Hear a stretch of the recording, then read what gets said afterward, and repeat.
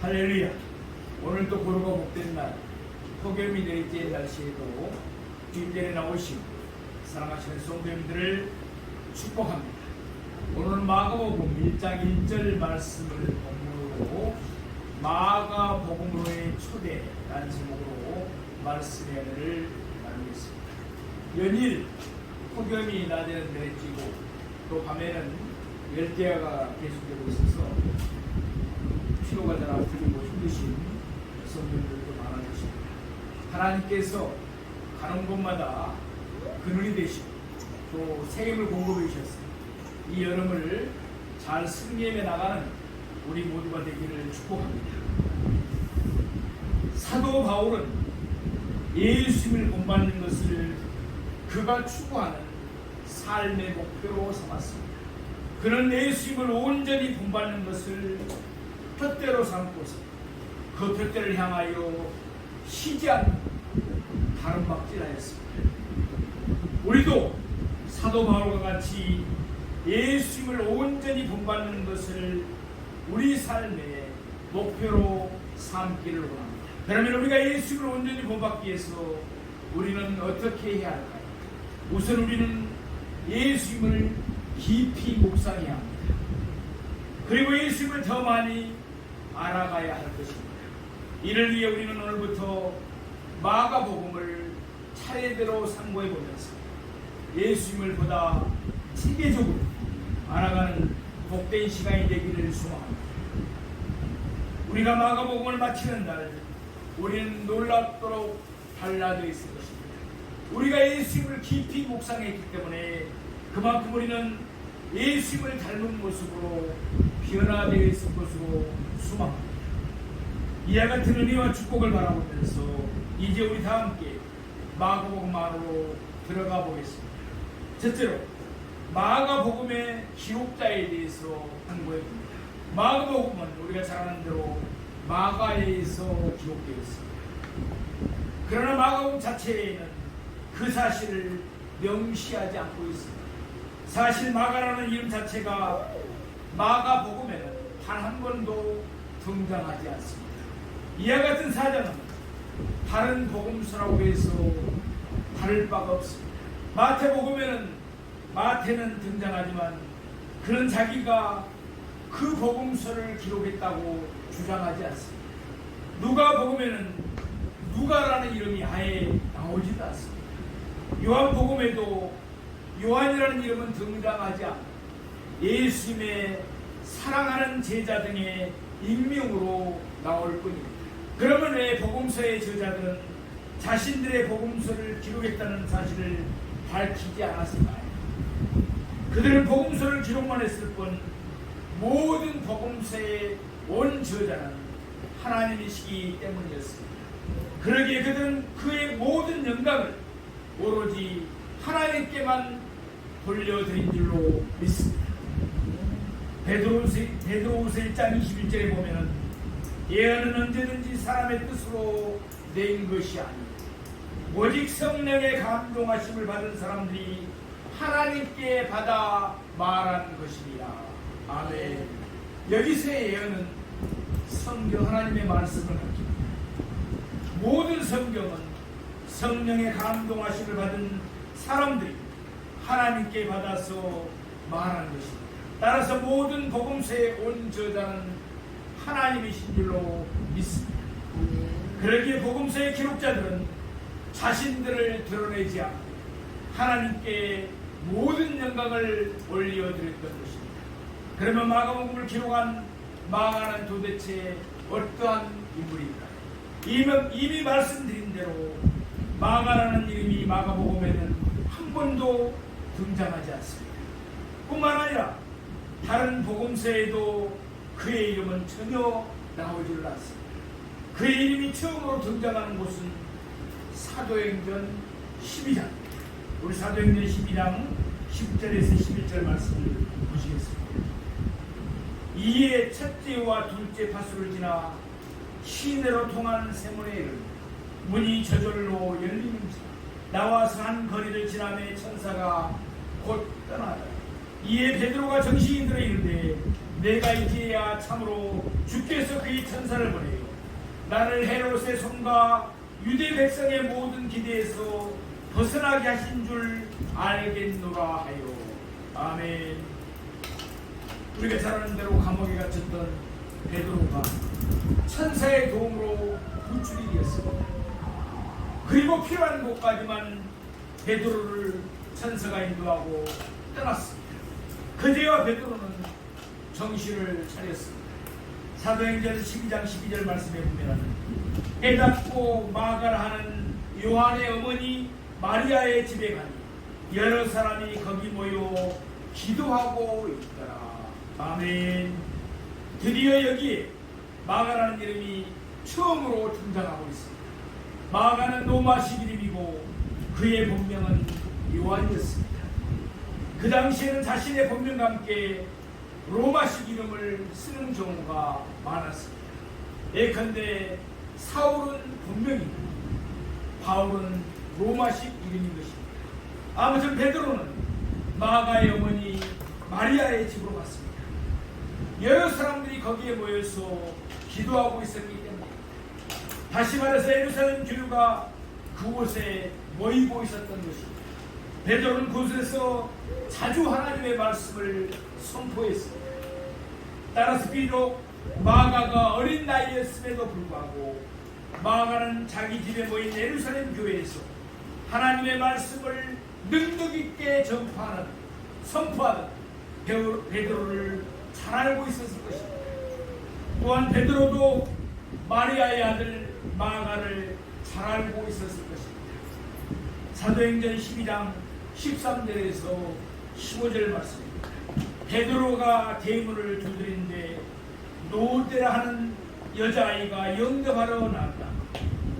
베드로의 음성인 줄 알고 기뻐하여 문을 미쳐 열지 못하고 달려 들어가 말하다.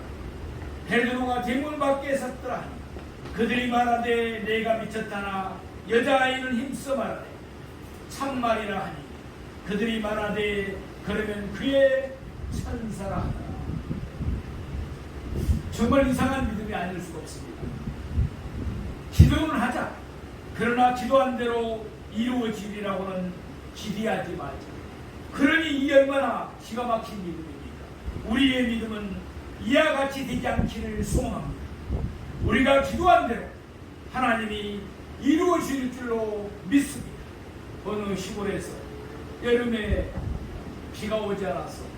옛날에 보면은 기우제도 지내고 그랬잖아요. 믿지 않는 사람.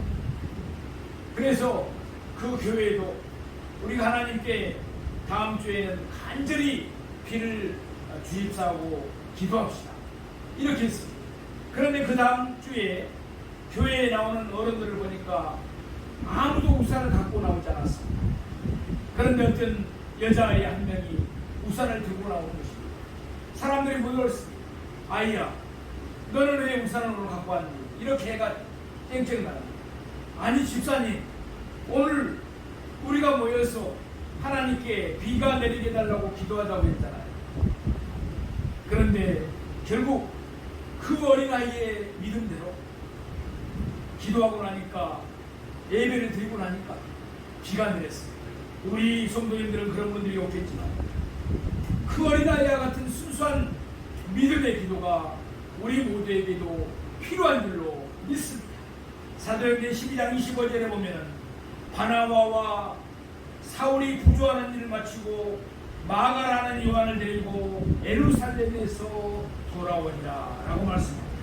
그 당시 바나바와 사울은 안디옥 교회를 섬기고 있었습니다. 이제 그들은 예루살렘 교회에 구제하는 일을 마치고 수리아 안디옥으로 돌아갔습니다. 그런데 그때 그들은 마가를 안디옥으로 데리고 갔습니다. 그러면 왜 마가를 데리고 갔을까요? 골로새서 4장 10절 말씀에 하면 마가는 바나바의 생질이었습니다. 그러니까 바나바는 마가의 애상촌이었던 것입니다. 따라서 바나바는 마가에 대해서 잘 알고 있었습니다. 사도행전 4장 36절 말씀에 보면 구브로에서 난 네이족 사람이 있으니 이름은 요셉이다. 사도들이 일컬어 바나바라, 번역하면 이노의 아들이라 하니. 아멘. 이와 같이 바나바는 네이족 사람이었습니다. 그렇다면 그의 생질 마가도 분명 네이족 사람이었을 것입니다. 우리가 잘 아는 대로 전통적으로 네이족들이 하는 일은 무슨 일이었습니까? 성전에서 하나님을 섬기는 일이었습니다. 따라서 마가도 어리지만 성전에서 하나님을 섬기는 법을 잘 알고 있었을 것입니다. 바나바는 그의 조카 마가도 자신들의 사역에 도움이 될 것이라고 여겼습니다. 그래서 바나바는 사울에게 그의 조카 마가를 추천했습니다. 그 결과 바나바와 사울이 안디옥에 되돌아갈 때 마가를 함께 데리고 갔던 것입니다. 우리 사도행전 13장 1절에 3절 말씀을 보겠습니다. 안디옥 교회에 선지자들과 교사들이 있습니다. 곧 바나바와 니그레라 하는 시므온과 고레네 사람 누기오와 분봉한 헤롯의 젖동생 마나엘과 및 사울이 주를 섬겨 금식할 때 성령이 이르시되 내가 불러시키는 일을 위하여 바나바와 사울을 따로 세우라시니 이에 금식하며 기도하고 두 사람에게 안수하여 보냅니다. 아멘. 여기 그 당시 안디옥 교회를 섬기던 교회 지도자들의 이름이 나옵니다. 물론 여기에는 마가의 이름이 없습니다. 마가는 교회의 지도자가 아니었기 때문입니다. 아무튼 이제 바나바와 사울은 안디옥 교회의 파송을 받아서 제1차 선교 여행을 떠나게 되었습니다. 사도행전 13장 4절의 소절 말씀. 두 사람이 성령의 보내심을 받아 실루기아에 내려가 거기서 배 타고 구브로에 갔습니다. 살라미에 이르니 하나님의 말씀을 유대인의 여러 땅에서 전하사 요한을 수행으로 두었다. 아멘. 여기서 마가의 역할이 구체적으로 명시되어 있었습니다. 뭐라고 명시되어 있습니까? 그는 바나바와 사울의 수행을 좀 더 정확하게 말하면 그들의 조수였던 것입니다. 사도행전 23장 6절 말씀입니다. 온 섬 가운데로 지나서 바보에 이르러 바예수라는 유대인 거짓 선지자인 마술사를 만나요. 계속해서 사도행전 13장 8절 말씀. 이 마술사 엘루마는 그 이름을 번역하면 마술사라. 그들을 대적하여 총독으로 믿지 못하게 힘쓰고 이와 같이 그들이 선교여행은 결코 순탄치 않았습니다. 고난의 연속이었습니다. 배를 타야 했습니다. 또 여기저기에서 옮겨 다니면서 복음을 전하다 매도 맞기도 하고 잠도 제대로 잘 수가 없었습니다. 게다가 그들을 대적하는 자들도 많았습니다. 마가는 평모스라 부잣집에서 자란 고생을 보고 자란 사람이었습니다. 그때 당시 예루살렘의 마가의 다락방에 모여서 많은 성도들이 기도할 정도였다. 마가의 집은 완전 참으로 큰 부잣집이라는 것을 우리가 생각해 볼 수 있습니다. 그러다 보니 그런 어려운 일을 겪어보지 않은 마가로서는 견디기가 어려웠던 것 같습니다. 사도행전 13장 13절 말씀 보면 바울과 및 동행하는 사람들이 바보에서 배 타고 밤빌리아에 있는 버가에 이르니 요한은 그들에게서 떠나 예루살렘으로 돌아가고 안타깝게도 마가는 바나바와 사울을 떠나고 말았습니다. 그리고는 어디로 갔습니까?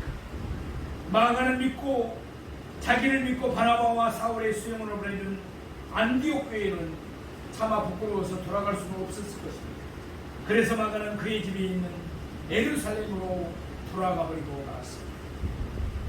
이제 바나바와 사울은 제1차 선교행을 마치고 안디옥으로 되돌아왔습니다.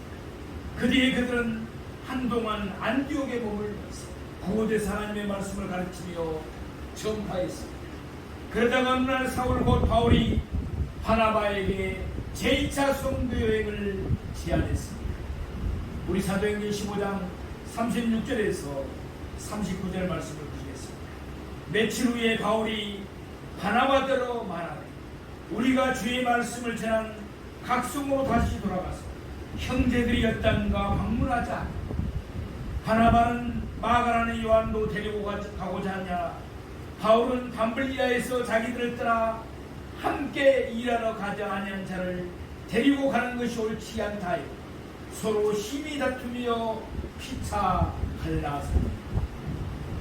여기서 우리는 제1차 선교여행에서 마가가 따르는 것이 질병이나 부상과 같은 어떤 피치 못할 이유가 있었기 때문이 아니었음을 알 수가 있습니다. 마치 군인이 임으로 군부대를 탈병하는 것처럼 마가는 임으로 바울과 바나바를 떠나버렸던 것입니다. 아무튼 마가 때문에 바울과 바나바 사이에 심한 다툼이 생겼습니다. 그리고 마가 때문에 바울과 바나바가 갈라서고 말았습니다. 그 뒤로 마가는 오랫동안 성경에 그 모습을 나타내지 않습니다. 그런데 그로부터 대략 10년 이상이 지났을 때입니다. 골로새 4장 10절 말씀을 보시겠습니다. 나와 함께 갇힌 아리스다고와 바나바의 생질 마가와 이 마가에 대하여 너희가 명을 받았음에 그가 이르거든 영접하라. 아멘. 또 빌리면서 1장 23절 24절 말씀입니다. 그리스도 예수 안에서 나와 함께 갇힌 자 에바브로와 또한 나의 동역자 마가 아리스다 데마 누가가 문안합니다. 아멘. 바울은 2번에 걸쳐서 로마의 감옥에 갇혔습니다. 사도행전 끝부분에 그는 제1차 로마의 감옥에 갇혔습니다. 그는 그 기간 동안 이른바 옥중서신 4권을 기록했습니다. 우리가 잘 아는 대로 옥중서신은 에베소서, 빌립보서, 골로새서, 빌레몬서입니다. 그 위에 바울은 감옥에서 일시적으로 풀려났습니다. 자유의 몸이 된 바울은 자기가 전도했던 곳들을 순방했습니다. 그러다가 그는 다시금 체포되어 제2차로 로마의 감옥에 갇히고 맙니다. 그때 그는 마지막으로 디모데의 후서를 기록합니다. 그리고 나온 후에 그는 순교했습니다. 방금 읽은 골로새서와 빌레몬서는 바울이 제1차로 로마에 갇혀있을 때 기록한 서신서들입니다. 그런데 놀랍게도 감옥에 갇힌 바울 곁에는 누가 있습니까? 마가가 함께 있었습니다. 뿐만 아니라 바울은 자기를 대신해서 마가를 골로새에 보내면서 뭐라고 말합니까? 그를 영접하라고 명하고 있습니다. 마가는 바울이 제1차 선교여행을 했을 때 바울을 몹시도 실망시켜버렸습니다. 그러던 마가가 이제는 바울의 신뢰를 완전히 회복했습니다. 이제 바울은 더 이상 마가를 자신의 조수로 생각하지 않고 마가를 자신의 동역자라고 부르기까지 하고 있습니다. 디모데후서 4장 9절 말씀입니다. 너는 어서 속히 내게로 오라. 계속해서 4장 11절 말씀입니다. 누가만 나와 함께 있느냐. 내가 올 때에 마가를 데리고 오라. 그가 나의 일에 유익하리라. 아멘. 디모데후서는 바울이 순교하기 직전 기록한 서신서입니다. 바울은 자기의 죽음이 임박한 줄 알고서 디모데와 함께 마가를 마지막으로 다시 한번 보고 싶어 있었던 것 같습니다. 그만큼 바울은 마가를 지극히 사랑하며 그를 전적으로 신뢰했던 것입니다. 사랑하시는 성도, 지금까지 우리는 마가와 바울의 관계를 상고해 봤습니다. 그들의 관계는 참으로 드라마틱합니다. 처음에 바울은 마가를 못마땅하게 생각했습니다. 그러나 나중에 바울은 마가를 지극히 사랑하여 그를 전적으로 신뢰했습니다. 물론 시작도 중요하고 가정도 중요합니다. 그러나 언제나 가장 중요한 것은 마지막 끝입니다. 가룟 유다처럼 시작은 좋았지만 끝이 나쁘면 아무 소용이 없습니다. 마가처럼 한순간 실수가 있었더라도 갈수록 좋아져서 모든 일에 끝맺음을 잘하는 우리 모두가 되기를 소망합니다. 그런데 마가에는 바울과의 관계보다도 그에게 더 큰 영향을 준 관계가 있었습니다. 바로 베드로와의 관계였습니다. 이미 말씀드린 대로 마가는 어릴 때부터 베드로를 잘 알고 있었습니다.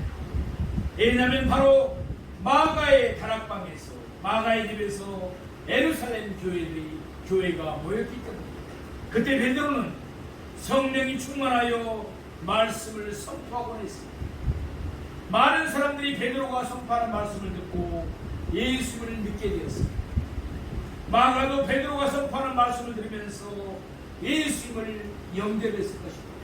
그리고 그의 신앙도 계속해서 자랐을 것입니다. 그 마가는 계속해서 예루살렘에만 머물러 있지 않았습니다. 마가는 로마로 갔습니다. 그래서 바울이 제1차로 로마의 감옥에 갇혔을 때 바울의 곁에는 마가가 함께 있었던 것입니다. 마가는 과거에 자기가 범했던 잘못에 대해서 바울에게 용서를 구했을 것입니다. 그리고는 옥중에 있는 바울의 뒷바라지를 잘했을 것입니다. 그 결과 마가는 다시금 바울과의 관계를 온전히 회복했습니다. 그 뒤에 바울은 로마의 감옥에 잠시 풀려났습니다. 바울은 로마를 떠나서 그가 전도했던 각 지방을 차례대로 방문했습니다. 바로 그 기간 동안에 베드로가 로마에 가서 복음을 전했던 것입니다. 베드로전서 5장 13절 말씀입니다. 태가심을 함께 받은 바벨론에 있는 교회가 너희에게 문하라. 내 아들 마가도 그러하느니라. 아멘. 베드로전서는 로마에서 베드로가 기록한 서신입니다. 여기서 베드로는 로마 교회를 가르쳐서 바벨론에 있는 교회라고 말하고 있습니다. 이는 로마 황제 네로가 박해를 시작하였기 때문에 그렇습니다. 그래서 베드로는 로마 교회를 보호하기 위해서 여기서 일종의 암호를 사용했던 것입니다. 또한 여기서 베드로는 마가를 뭐라고 부르겠습니까? 아들이라고 부르겠습니다. 이는 베드로가 영적으로 마가를 낳았기 때문입니다. 다시 말해서 마가는 베드로가 전하는 복음을 듣고서 예수 그리스도를 영접했기 때문입니다. 아무튼 베드로가 로마에서 복음을 전할 때 베드로 곁에는 마가가 함께 있었습니다. 초대 교회사에 의하면 이때 마가는 베드로의 통역을 담당했다고 합니다. 자연히 마가는 베드로를 통해서 예수님에 관한 모든 것을 자세하고도 생생하게 들을 수 있었을 것입니다. 그 위에 베드로는 로마에서 순교했습니다. 요한복음 21장에서 예수님이 말씀하신 대로 베드로는 두 팔을 벌리고 십자가에 달려 죽었습니다. 그것도 그의 요청에 따라서 십자가에 거꾸로 매달려서 죽은 것으로 전해지고 있습니다. 베드로가 순교한 후에 바울도 체포되어 제2차 로마의 감옥에 갇히게 됩니다. 그러다가 그도 로마에서 순교했습니다. 바울에게는 로마의 시민권이 있었기 때문에 그는 십자가형에 처해지지 않았습니다. 바울은 칼로 목베임을 받아 순교했습니다. 그들이 순교한 후에 하나님은 마가로 하여금 예수님의 삶을 체계적으로 기록하게 하셨습니다. 마가는 그가 베드로에게 들은 것을 토대로해서 성령의 하나님의 감동을 받아서 예수님의 삶을 정확하게 담은 한 권의 복음서를 기록했습니다. 그것이 바로 우리가 상고해볼 마가복음서입니다. 사랑하시는 성도 여러분, 마가는 사도도 아니었습니다. 그는 선지자도 교사도 아니었습니다. 그는 바울과 바나바의 수행원이었을 뿐입니다. 사실 그는 그 일조차도 제대로 감당하지 못하고 도망했던 자입니다. 그러나 그 후에 그는 변화를 받아 기하게 크게 쓰임을 받았습니다. 이는 다른 복음서의 기록자들도 마찬가지입니다.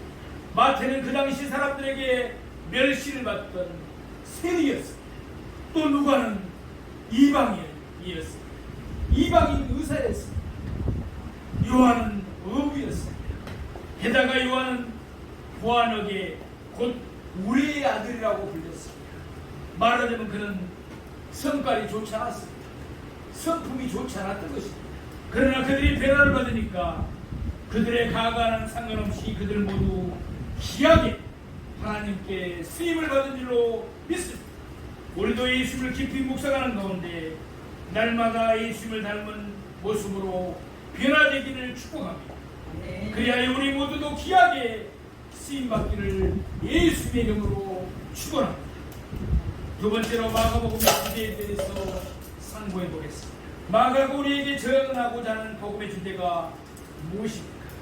오늘 우리가 읽은 본문 마가복음 1장 1절이 밝히고 있는 대로 마가복음의 주제는 한마디로 하나님의 아들 예수 그리스도입니다. 마가는 그가 기록한 복음서에서 예수는 그리스도이시며 하나님의 아들이라는 사실을 밝히고 있습니다.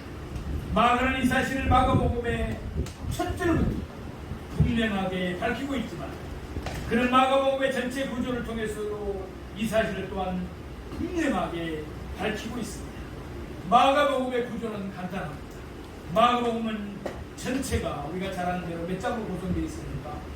16장으로 되어 있습니다. 그 한가운데 있는 말씀이 바로 마가복음 8장 29절 말씀입니다. 그곳에서 베드로는 다른 제자들을 대표해서 예수님에게 자신들의 신앙을 이와 같이 고백했습니다. 우리 마가복음 8장 29절 말씀을 보겠습니다. 또 물으시되 너희는 나를 누구라 하느냐? 베드로가 대답하여 이르되 주는 그리스도이시다 하매. 아멘. 마가복음의 가장 중심에 예수님은 그리스도라고 밝힌 베드로의 고백이 등장하고 있습니다. 그리고 이 신앙 고백을 중심으로 해서 그 이전 본 마가복음의 전반부에서는 예수님의 말씀과 예수님의 행하심을 통해서 예수 그리스도라는 사실이 밝혀지고 있습니다. 아울러 베드로의 신앙 고백을 중심으로 해서 그 이후 마가복음 하반부에는 예수님의 죽으심과 부활하심을 통해서 예수님이 그리스도라는 사실이 입증되고 있습니다. 하나님의 아들 예수 그리스도. 이는 베드로가 예수님의 모든 제자들을 대표해서 예수님께 드렸던 신앙 고백입니다.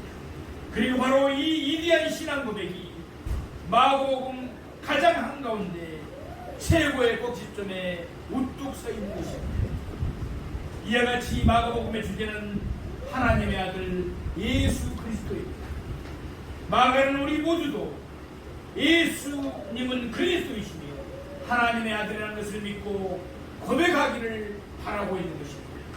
그리고 그 이유는 같은 복음서 가운데 하나인 요한복음에 잘 밝히고 있습니다. 요한복음 20장 31절 말씀. 오직 이것을 기록하면 너희가 예수께서 하나님의 아들 그리스도임을 믿게 하려 합니다. 또 너희로 믿고 그 이름을 힘입어 생명을 얻게 하려 함이니라. 아멘. 우리는 이미 예수님이 하나님의 아들 예수 그리스도임을 믿어 영원한 생명, 곧 영생을 얻게 된 줄로 믿습니다. 그러므로 이제 우리는 예수를 본받아 바울처럼 예수의 성품을 우리의 성품이 되는 하나님의 사람들이 되기를 원합니다. 그리고 그 표대를 향해서 부지런히 달려가는 우리 모두가 되기를 예수의 이름으로 축원드립니다.